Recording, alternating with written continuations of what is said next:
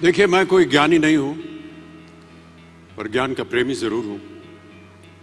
मैं कोई साइंटिस्ट नहीं हूं, पर लाइफ में एक्सपेरिमेंट जरूर करना हूं और उससे सीखता भी हूं। मेरे विचार एप्रीहेंशन से नहीं, ऑब्जर्वेशन से बनते हैं। I only have observations to learn from.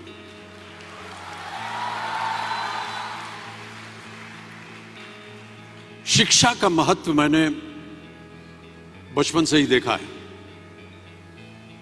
मेरे माता पिता का मानना था कि ज्ञान वो इन्वेस्टमेंट है जिसका डिविडेंड यानी मुनाफा जीवन के अंत तक मिलता रहता है।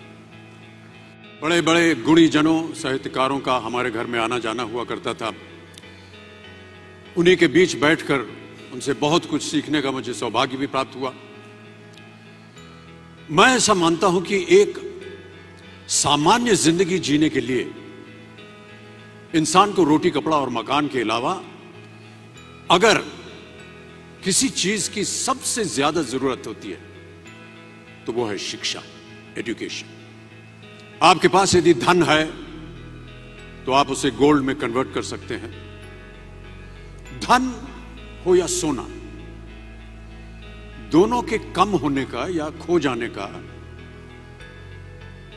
डर हो सकता है, पर यही धन को अगर हम नॉलेज में कन्वर्ट करते हैं तो वो कभी कम नहीं होगा और ना ही उसकी चोरी हो सकती है।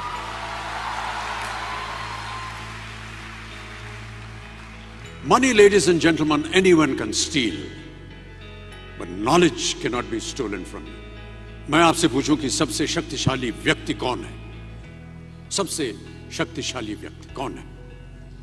तो कोई कहेगा कि जिसके पास पावर है, वेपन्स हैं, शस्त्र है, धन है, किसी देश का राजा या किसी सल्तनत का वारिस है।